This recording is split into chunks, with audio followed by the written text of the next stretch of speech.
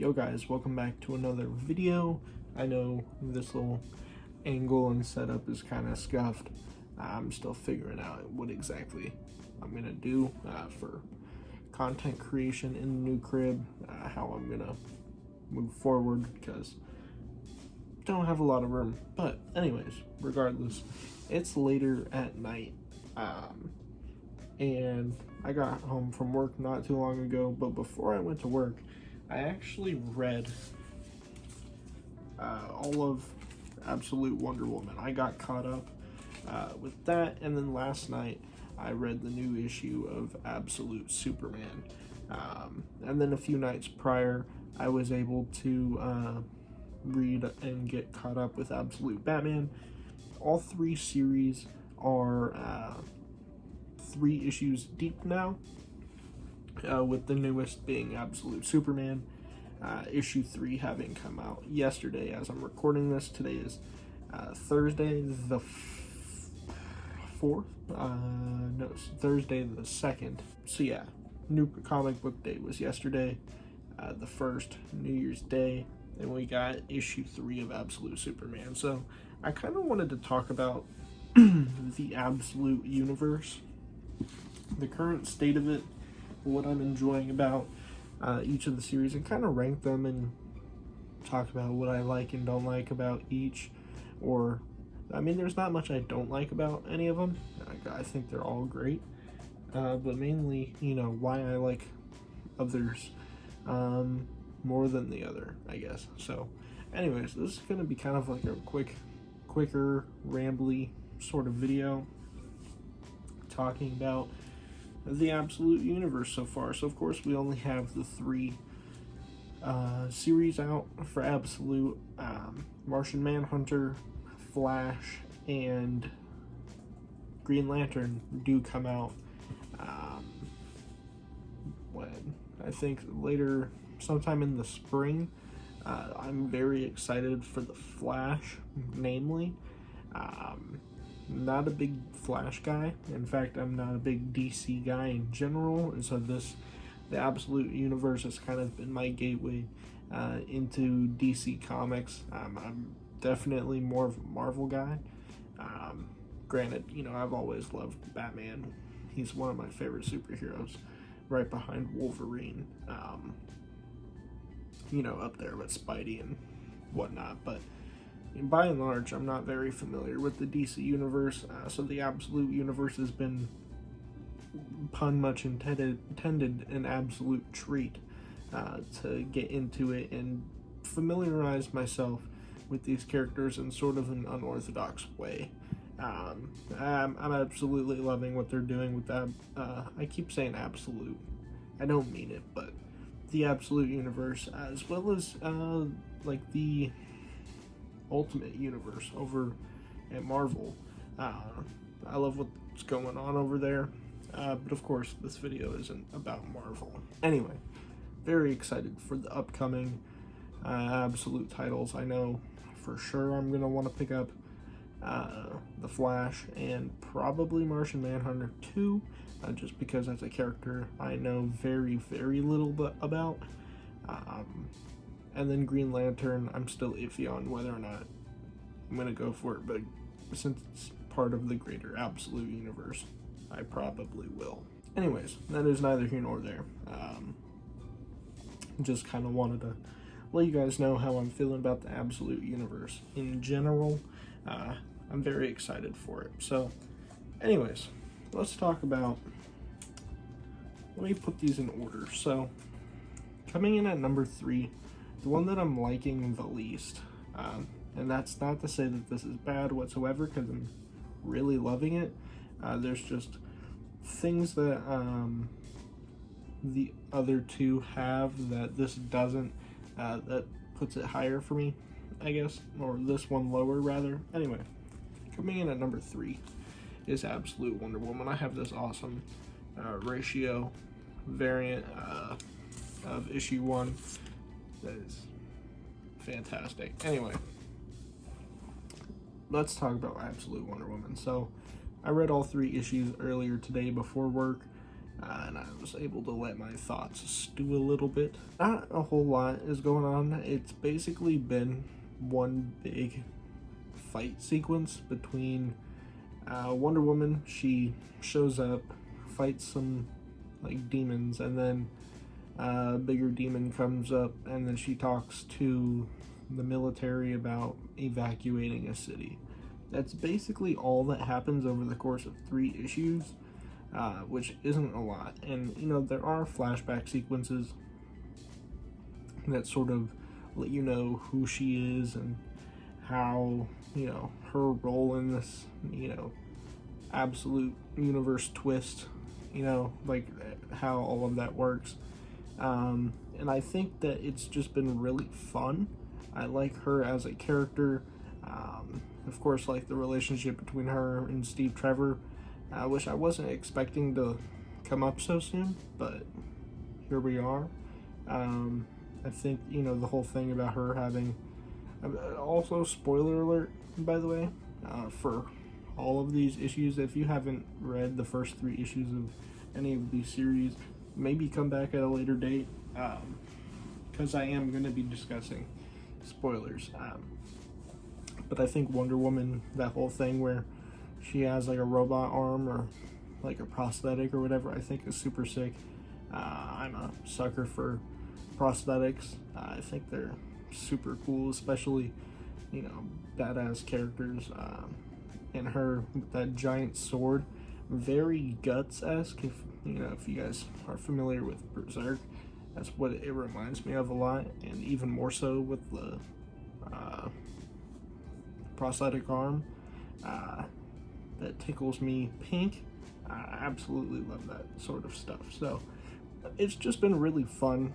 It hasn't been super deep, I don't think.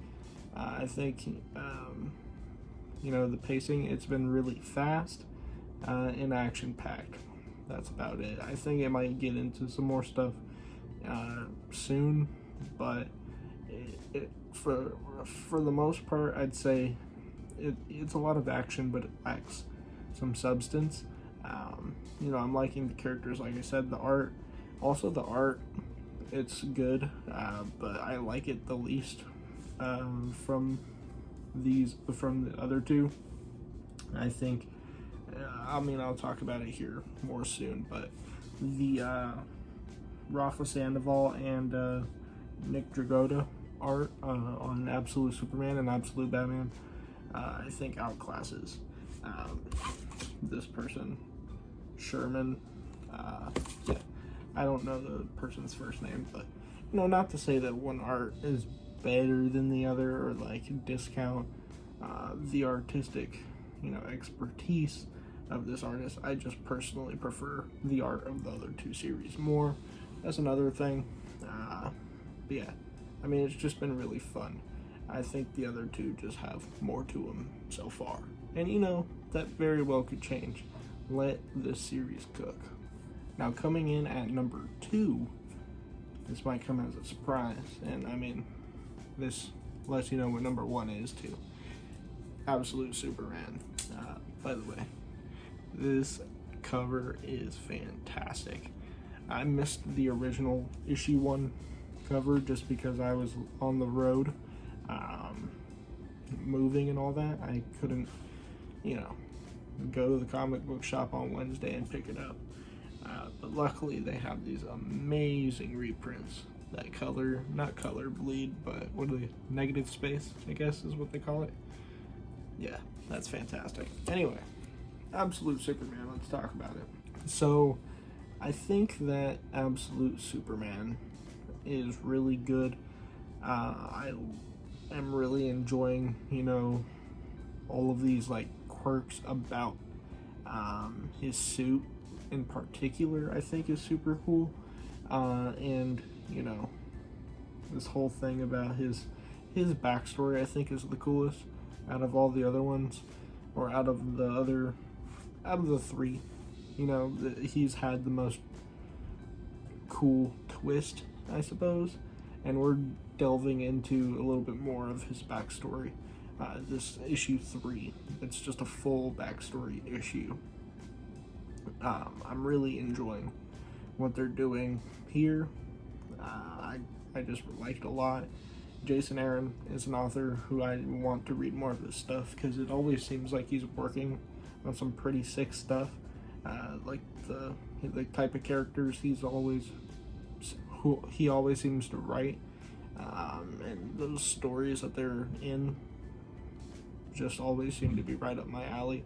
Similarly, with Benjamin Percy and Donny Cates, who seem to always write stuff that intrigues me. Jason Aaron is another one of those authors. And this Rafa Sandoval art is just fantastic. The only gripe I have with this so far is that most of the content out of all 3 issues has just been flashback stuff, which I guess makes sense, but it's, as far as what's going on in the present of the story, I think it is developed the least in that sense. But the stuff that we have gotten from the past and explaining everything, I still think is more intriguing than what is currently happening in Wonder Woman. So I think as far as plot progression, it is the least developed, but it's more intriguing. The art's better, I think. Kal-El has the coolest little backstory switch up, and at the end of issue 3 there's a little bit of a cliffhanger about the Kent farm and the Kents and how exactly they're going to play into it, because before this issue I didn't really think that they were going to play into this at all, just because it seemed to like pan towards the Kent farm and show that Kal-El never really was there. Like, that was the part of his backstory that's missing. But then at the end of issue 3, it kind of does a little switch up, and maybe he actually was a part of the Kents. I'm not exactly sure, so there's that part about it too that's pretty intriguing, and I can't wait to learn more about. But yeah, Absolute Superman has been fantastic, and I personally think is currently better than Absolute Wonder Woman, but not as good as what I have at number 1. Now, coming in at number 1, obviously, Absolute Batman. I got this first printing, awesome issue from all the way back in October, and I just recently got the opportunity to read it this past week. Just because of moving and all that, I haven't had access to all of my comics like I want to. So just now, or not, I say just now, but like earlier this week, I was finally able to read all of Absolute Batman that's out. But yeah, let's talk about that. I think that the pacing of Absolute Batman is the best out of all 3. Each issue has been a 5 out of 5 stars for me, and is honestly one of the greatest comics I've ever read. Just from 3 issues in, it might slow down a little bit as it goes on, but we're 3 for 3. Like, each issue has been an absolute banger, and if it keeps up like that, this might be one of the greatest comics ever written. Like, granted, I'm new to comics, but everything I've read so far, I've been picking some stuff up week to week. As of recently, I've read some trades. I've gotten into some stuff, and as of now, Invincible is like the best comic I've ever read, and Absolute Batman so far is like my number 2. It's great. I know I'm kind of glazing it right now, but honestly, Scott Snyder is an excellent writer, and I'm very interested to read some of his other stuff, especially his Batman stuff, like Court of Owls, which at this point is legendary, but I might want to pick up a couple of his Batman omnibuses. I believe it's New 52 is what they call that era of DC. I think that's what it is. So his New 52 Batman stuff might want to check out. I'm not sure what else he's written. I know he's done like the Dark Knight's Metal or whatever. Anyway, my point is, I'm getting off track. I think the story and the pacing and the character writing has just been superb. I like Batman's backstory switch up. I think that is really cool, especially having us be told by Alfred, and also the Alfred switch up is pretty cool too. But the way that he explains things through almost like a, I don't know, like recording, like audio recording, kinda. That's what it sounds like a diary, audio diary sort of deal. That's like left behind recordings. That's sort of what it seems like. But the way that he talks about how Bruce Wayne, because he's not rich, he just like kind of, but he's still super smart. He jumps from, blue collar job to blue collar job, and learns and studies, and so he sort of understands Gotham on a fundamental level that really nobody else does, because he has experience on all of the fields that make Gotham, whether that be through its engineering or its plumbing or like its electrical. He knows everything about Gotham inside and out, and that just makes him such a interesting character. I really freaking dig it. The stuff with Black Mask is really sick, and the stuff with Bruce having his rogues gallery be his like childhood friends, and the question of if they are or aren't gonna turn into the villains we know them to be in main continuity. That's always sort of dangling there.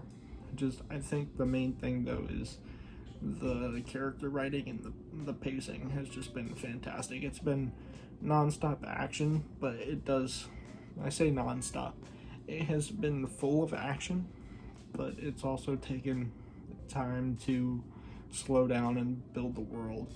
It's just been a very good blend of everything,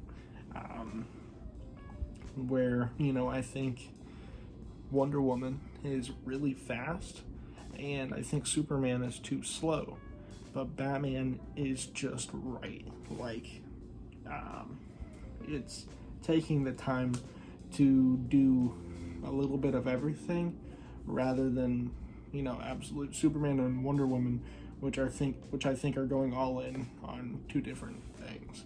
You know what I mean? It works in my head, but that's sort of where I'm at. And yeah, it works really well, and I can't freaking wait for the new issues of all of these, but for Batman in particular, especially with the cliffhanger at the end of issue 3 with Black Mask. Yeah. But anywho, that's about all my thoughts after reading the first 3 issues of each series. I'm really enjoying the Absolute Universe, like I said, and I can't wait to read more. So let me know what you guys think in the comments, and let me know if you guys have been reading the Absolute Universe or even the Ultimate Universe and Marvel. Let me know what you guys are thinking about these concepts and whatnot. I would love to hear you guys' thoughts. And yeah, without further ado, that brings us to the close. I hope you all enjoyed, and I'll catch you guys in the next one. Peace.